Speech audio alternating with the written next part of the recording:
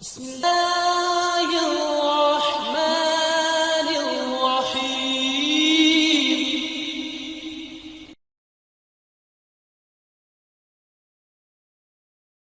الحمد لله وكفى على عباده الذين اصطفى.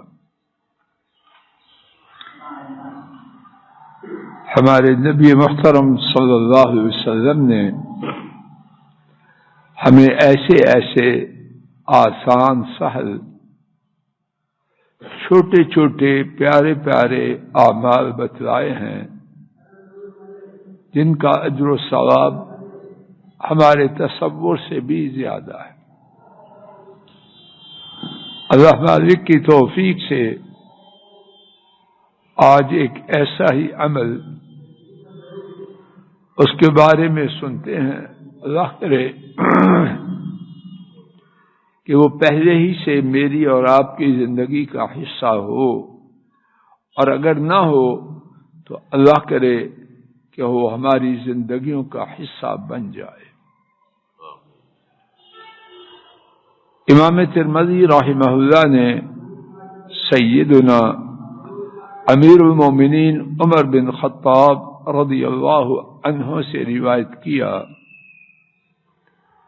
نبی کریم صلی اللہ علیہ وسلم نے فرمایا، من توضع فاحسن الوضوء ثم قال اشهد ان لا اله الا الله وحده لا شريك له وان محمدا عبده ورسوله صلوات ربي وسلام عليه فتحت له ثمانية ابواب الجنة يدخل من ايها شاء او كما قال صلوات ربي وسلام عليه۔ نبی محترم صلی اللہ علیہ وسلم نے فرمایا، جس شخص نے وضو کیا اور اچھا وضو کیا، اچھے وضو سے مراد یہ ہے وضو کے اعضاء میں سے کوئی حصہ خشک نہ رہنے دیا۔ کوہنیاں خشک بسا اوقات رہ جاتی ہیں، ایڑیاں خشک رہ جاتی ہیں، نامکمل وضو نہ کیا بلکہ خوب اچھا وضو کیا، اور اچھے وضو سے مراد یہ نہیں کہ بہت زیادہ اسراف کی اجازت نہیں، یا 3 کی بجائے 4-5 دفعہ اعضاء کو دھویا، اس کی بھی اجازت نہیں۔ پھر اس نے کہا، اشہد ان لا الہ الا اللہ وحدہ لا شریک لہ وَأَنَّ مُحَمَّدًا عَبْدُهُ وَرَسُولُهُ صَلَوَاتُ رَبِّي وَسَلَامُ عَلَيْهِ اللهم اجعلني من التوابين واجعلني من المتطہرین۔ تو کیا ہوتا ہے؟ اس کے لیے جنت کے 8 دروازے کھول دیے جاتے ہیں، جس سے چاہے جنت میں داخل ہو جائے۔ اب دیکھیے کام کتنا ہے، وضو کرنا، اچھا وضو کرنا، اور پھر یہ 2 سطری دعا کا پڑھنا، اس میں کیا خرچ آتا ہے، کیا مشقت ہوتی ہے، کتنا وقت صرف ہوتا ہے۔ نہ کوئی مشقت، نہ کوئی مالی خرچ، اور نہ ہی کوئی لمبا وقت، ساری کاروائی 2-3 منٹ کی۔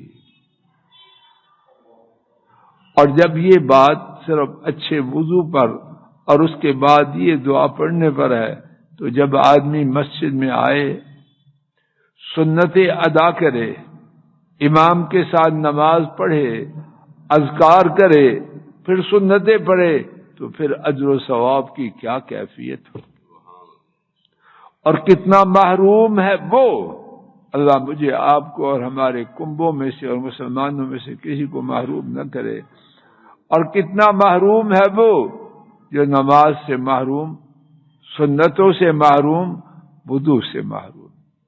آئیے اس دعا کا جس کی اتنی شان ہے ترجمہ سماعت فرما لیجیے۔ اشہد ان لا الہ الا اللہ وحدہ، میں گواہی دیتا ہوں یہ کہ نہیں کوئی معبود مگر اللہ، تنہا، لا شریک لہ، ان کا کوئی شریک نہیں، وَأَنَّ مُحَمَّدًا عَبْدُهُ وَرَسُولُهُ، اور بے شک محمد صلی اللہ علیہ وسلم ان کے بندے اور ان کے رسول ہیں۔ اللہم اجعلنی من التوابین، اے میرے اللہ مجھے ان لوگوں میں شامل فرما دیجئے جو بہت زیادہ توبہ کرتے ہیں، واجعلنی من المتطہرین، اور ان میں سے شامل فرما دیجئے جو بہت ہی زیادہ ستھرائی کا خیال رکھتے ہیں۔ اب میرے ساتھ 3 دفعہ یہ دعا پڑھ لیجئے، اشہد ان لا الہ الا اللہ وحدہ لا شریک لہ وان محمدا عبدہ ورسولہ صلوات ربی وسلام علیہ۔ اللہم اجعلنی من التوابین واجعلنی من المتطہرین۔ اشہد ان لا الہ الا اللہ وحدہ لا شریک لہ وان محمدا عبدہ ورسولہ صلوات ربی وسلام علیہ۔ اللہم اجعلنی من التوابین واجعلنی من المتطہرین۔ اشہد ان لا الہ الا اللہ وحدہ لا شریک لہ وان محمدا عبدہ ورسولہ صلوات ربی وسلام علیہ۔ اللہم اجعلنی من التوابین واجعلنی من المتطہرین۔ اللہ کریم اپنے فضل و کرم سے موت کے آنے کے دن تک مجھے آپ کو اچھا وضو کرنے کی توفیق عطا فرمائے، اور وضو کے بعد یہ دعا پڑھنے کی توفیق سے محروم نہ فرمائے۔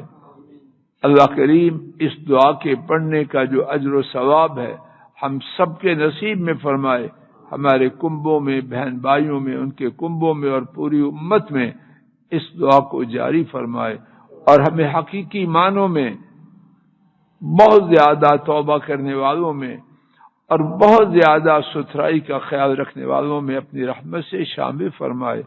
وآخر دعوانا ان الحمد للہ رب العالمین۔ ایک اعلان سماعت فرمائیے، آج انشاءاللہ الرحمن 20واں روزہ ہے اور آج کی شب 21ویں شب ہے۔ رمضان مبارک میں ایک ایسی رات ہے جس کا نام ہی لیلۃ القدر ہے، شان و عظمت والی رات۔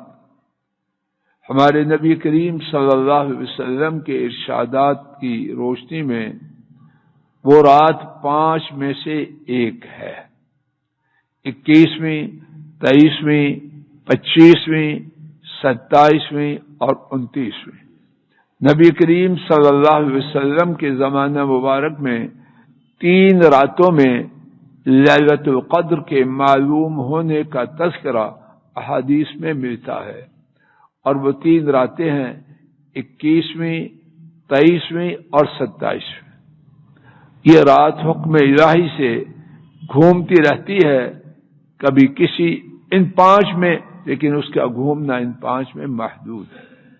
وآخر دعوانا ان الحمد للہ رب العالمین۔ الحمد للہ رب العالمین۔